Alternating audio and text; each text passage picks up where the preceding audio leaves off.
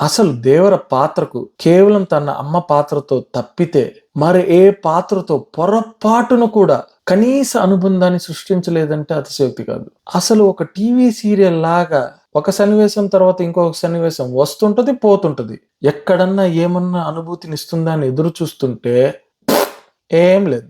కథనమంతా చప్పగా, అప్పుడప్పుడు చేదుగా, చిరాకు తెప్పిస్తూ ఏమిరా నీ బతుకు అనుకునేంతలా సాగుతుంది. చివరి ఆఖరిలో తర్వాత భాగం కోసం పెట్టిన ఆ మలుపు ఏదైతే ఉందో పొట్ట చెక్కలైనంత నవ్వొచ్చింది. హాస్యం వల్ల కాదండే, అసహ్యం పుట్టి అందులో నుంచి వచ్చిన అపహాస్యం వల్ల. ఆ తెగింపుకి, ఆ ధైర్యానికి.